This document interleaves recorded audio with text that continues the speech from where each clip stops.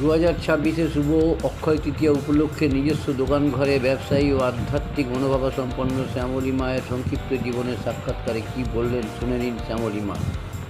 ভালো লাগলে অবশ্যই সাবস্ক্রাইব করবেন, বেশি বেশি করে শেয়ার ও লাইক করবেন। আপনার জীবন কাহিনী। শ্যামলী বিশ্বাস, বাড়ি মাঝদিয়া নদিয়া। আমি মাঝদিয়া নদিয়ার মেয়ে। বাবা ঈশ্বর গোবিন্দচন্দ্র পৌরাণিক, উনি এখন বেঁচে নেই। যখন বাবা আমার ছোটোবেলায় মানুষ করেছেন, উনি আমাকে হাতের ওপর, বাবার হাতের ওপর মাথা দিয়ে শুতাম। বাবা মা কেউ গায়ে হাত দিয়ে আমাকে কোনো দিন মারতো না। আর ছোটোবেলা থেকে আমি পালবাড়ি বসে মাটির প্রতিমা ঠাকুর আমি দেখতাম। বাড়ি এসে আবার ওই মাটি নিয়ে আসতাম, আমি ঠাকুর তৈরি করতাম। তারপরে মা বাড়ির সব গার্জেনরা বললো ঠাকুর তৈরি করতে নিয়ে পারতাম, কিন্তু তবু আমি লুকি ঠাকুর তৈরি করতাম। আর প্রতিদিন আমি কালী মন্দিরে যেতাম জবা ফুল নিয়ে। পাড়ার লোক বলতো ফিরে যে যাচ্ছি, যায় জবা ফুল নিয়ে যা। তারপরে আমি কোনো গ্লাস খাই না, আমার থালা আলাদা, গ্লাস আলাদা। মা বাড়িতে খুব চিন্তায় পড়েছিল যে এই মেয়ে আমি কী করে বিয়ে দেবো। নবদিনের বন্ধুটা বলে দিয়েছিল এই মেয়েকে বিয়ে দেবেন না, কালী মন্দির নিয়ে রয়েছে, কালী মন্দির নিয়ে থাক। তো বিয়েটা বিধের লেখা। যখন আমার দেখাশোনা হয় 40 জায়গা 50 জায়গা বিয়ের কথা হয়েছে, কিন্তু সব জায়গায় লোকে বলতো এত সুন্দর মেয়ে আমরা নেব। আমার রূপ ছিল খুব সুন্দর, তাই সকলেই পছন্দ করতো, কিন্তু বিয়ে ঠিক হয়ে যেত। কিন্তু আমার দাদা সেখানে গেছে, বিয়েটাকে বিয়ে হওয়ারই ভেঙে গেছে। এই বিয়েটা ঠিক হলো একজন ঘুরে হাঁটা আমাদের যেত, নদিয়ার ঘুরে রাখা, নাম রঞ্জিত সাহা। উনি গিয়ে বললো এই মেয়ে আমরা ঠাকুর ভক্তের একটা ছেলে আছে নয়াটি, খুব সুন্দর, নাথ বিশ্বাসের পুত্র জগা বিশ্বাস বড় ভাই, আর ছেলে পশুপতি বিশ্বাস ঠাকুর ভক্ত।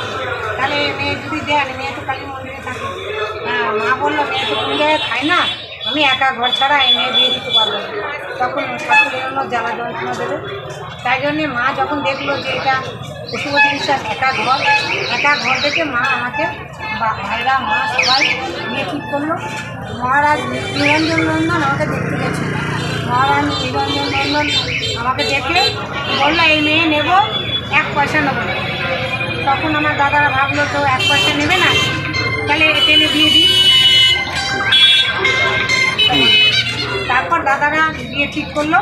স্বামী ছিল এত সুন্দর স্বামী ছিল, কী যে বলবো, অরণ্যের আরাধ্য দেবতা স্বামী পশুপতি বিশ্বাস। আমি যখন স্বামীর ঘরে এসেছি, আমি প্রতিদিন পায়া দিয়ে প্রণাম করতাম। পায়া দিয়ে প্রণাম করার পর আমি জল খেয়েছি, কোনোদিন জল খাইনি।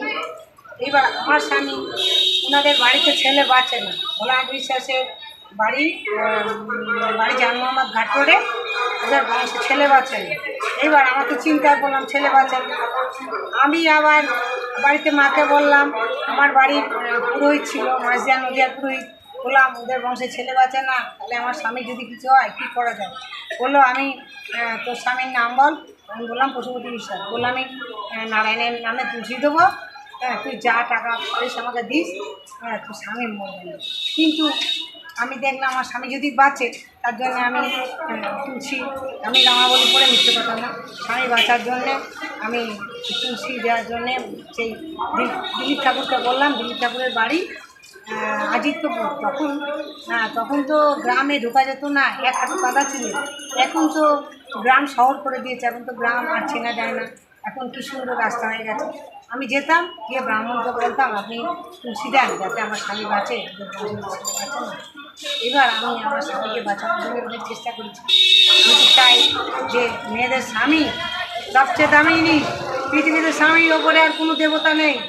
স্বামীর চরণ সেবা করলে ঈশ্বর দর্শন হয়। ওই স্বামীকে আমি প্রতিদিন পায়ে হাতে প্রণাম করেছি। আমি কখনো ভাবিনি যে আমার এই অকালে অল্প বয়সে, আমার বয়স 50-এর মধ্যে হবে, যখন স্বামী আমার চলে গেল, আমার যে কী জ্বালা হলো। যে বেহলা স্বামীর জন্যে অকুল সমুদ্রে বসেছিল, যে সাবিত্রী স্বামীর জন্য যমদূতের পেছনে ছুটছিল, কিন্তু সাবিত্রী তো যমদূতের পেছনে ছুটে স্বামী পেয়েছিল। বেহলা অকুল সমুদ্রে ভেসে আপনারা জানেন। উনি ওনার সাথে মহাদেবের কাছে গেল, নিত্যদোপা দেবানির সঙ্গে স্বর্গে গেল, গিয়ে স্বর্গে নাচ করে স্বামী ফেরত পেল।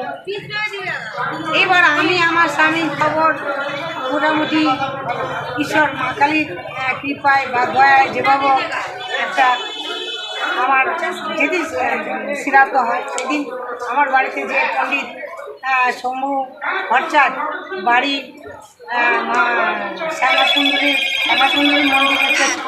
শ্যামাসুন্দরী মন্দিরের পেছনে উনি থাকেন ব্রহ্মময়ী তলায়। এইবার পণ্ডিত শম্ভু ভট্টাচার্য বললো, আমি শম্ভু ভট্টাচার্যকে বললাম, আমার তো অল্প বয়স, আপনি আমার আশীর্বাদ করুন, আমার যেন কোনো গর্ভপুরুষ স্পর্শ করতে না পারে। বললো, তুমি কী বলো? আমি বলা তখন উনি আমায় আশীর্বাদ দিয়েছেন। আমি সেই আশীর্বাদে, এছাড়া আমি সমীর ব্যানার্জি, উনি আমার গঙ্গার ধারে রামাবলী করিয়ে দিয়েছেন, উনি আমার গানে মন্ত্র দিয়ে দিয়েছেন। যখন আমি রামাবলী করে নৈহাটির বাড়িতে এলাম, শম্ভু ভট্টাচার্য, শম্ভু ব্যানার্জি, শম্ভু ব্যানার্জি বাড়ি কাকিনাড়া, উনি আমার রামাবলী করিয়ে দিল। শম্ভু ব্যানার্জি বাড়ি কাকিনাড়া, আমি রামাবলী করে গঙ্গার ধার থেকে যখন বাড়ি এলাম, আমার দুটো দাদা অবাক হয়ে গেল, তোর গায়ে রামাবলী কে পড়ে? আমি বললাম, ব্রাহ্মণ পণ্ডিত বটগাছের তলায় থাকে, উনি আমার মোটামুটি খবর খালি স্থাপনা করছি। আমি চরণ সেবা করি, সদস্য নয়, আমি কোনো জায়গায় খাই না, খেলাধুলা সালাদা আমি স্বামীর পাতেই খেয়েছি। এখন আমি কোনো কারোর পাতে খাবো না, আমাকে যাতে কোনো কষ্ট করতে না পারে তার জন্য আমার গায়ে রামাবলী উনি করিয়ে দিয়েছেন। আমার দাদারা দেখে অবাক হয়ে গেল, দাদারা আবার সেই পণ্ডিতের কাছে গেল। আমার দাদা আবার পণ্ডিতের কাছে সব খবর বললো যে ছোটোবেলাতেই কালী মন্দির ধরেই ছিল, আমরা অত বুঝতে পারিনি। তারপরে দাদার কাছ থেকে পণ্ডিত সব শুনে নিল। এখন এই ঈশ্বরের এই অল্প বয়সটা আমি আবার কালী মন্দিরেই থাকবো। মন্দির নিয়ে মায়ের চরণ সেবা করব। আমার ইচ্ছা আছে বিধবা মেয়েদের সাজ পাঠিয়ে দেবো, যদি কোনো বিধবা মেয়ে সাজ তাদের চায় বা রাজি হয়, হয়তো তাদের আমি সাজ পাল্টিয়ে দেবো, আমার ইচ্ছা আছে। কিন্তু আমার পণ্ডিত শম্ভু ব্যানার্জি বললো, তোমারটা তুমি ওপরে উঠে যাও, অন্য কারোর সাজ পাল্টাতে গেলে কেউ যদি অসুবিধে করে বা ডিস্টার্ব করে, সেই জন্য আমি ওসব এখন ঈশ্বরের হাত, যদি ঈশ্বর কৃপা করে, দয়া করে, কোনো মেয়ে যদি পাল্টায় মন্দির করলে পাল্টিয়ে দিতে পারবে, যদি মেয়েরা রাজি হয়। আচ্ছা, এখন আমি ধ্যানে ওই স্বামীর ছবি পুজো করি। আমি ওই স্বামীকেই আমি ঈশ্বরের কাছে প্রার্থনা করি। আর এই বয়সে আমি অল্প বয়স, আমি কালীর চরণ ধরে কালী মাকে নিয়ে আবার জীবনটা কাটিয়ে দেবো। আর পরম্পরা অনুযায়ী ওই সেই 15 দিনের থেকে এই অক্ষয় তৃতীয়া পালন করে যাচ্ছেন স্বামী চলে যাওয়ার পরে। 5 পুরুষের অক্ষয় তৃতীয়ার যে দোকানটা, ভোলানাথ বিশ্বাসের দোকান, উনি স্বামী ছিল নৈহাটি অরবিন্দ রোডে। কত নম্বর? 5 নম্বর। 5 নম্বর। হ্যাঁ, নৈহাটি অরবিন্দ রোড আমার দোকান, 5 নম্বর বাড়ি, জান মোহাম্মদ ঘাটঘাট, মহাকালীতলা। আমি যখন আসি খুব সাবধানে আসি, চারিদিকে আমি সতর্ক করে আসি, কেননা আমার তো বয়সটা কম, দাদা পাহারা থাকে। এছাড়া তারপরে বলুন কীভাবে পালন করছেন অক্ষয় তৃতীয়া? আচ্ছা, অক্ষয় তৃতীয়া আমি পালন করছি 5 পুরুষের জলদান। এটা আমি আমার স্বামী যা করে গেছে, স্বামী ঈশ্বর পশুপতি বিশ্বাস, এখন আমার স্বামী নেই। আমি লাল শাড়ি, লাল ব্লাউজ পরি, আমি আলতা সিঁদুর শাখা বাদে সব কাজ সাজতে পারবো। আমি মা কালীর দয়াল, মা কালীর কৃপা, আলতা সিঁদুর শাখা বাদে সব সাজ, আলতা সিঁদুর শাখা বাদে আমি সব কাজ সাজতে পারবো। এটা আমি দেব সাধনায়, ঈশ্বর সাধনায়, মা কালীর কৃপা। মা কালীর কাছ থেকে পারমিশন নিয়েছেন? হ্যাঁ, মা কালীর কাছ থেকে আপনি এটা বলেছেন যে আমি এই পোশাকেই থাকবো? হ্যাঁ, মায়ের কালী মায়ের ইচ্ছায়, কালী মায়ের ওই যে মুখে ছবি দেখছি বড় মায়ের, বড় মাকে ভালোবাসেন খুব, বড় মাকে ডাকেন মনে প্রাণে, শ্রদ্ধা নিষ্ঠাভাবে। তাই ভগবানের ইচ্ছায়, ভগবানের আশীর্বাদে দয়ায় আমি এই সাজেই থাকবো। আর আমি আর মানুষের কিছু ভালো কাজ করে দিয়ে যাব, মানুষ যাতে ভালো থাকে, মানুষের আমি হয়তো গরিবদের কিছু দান করবো।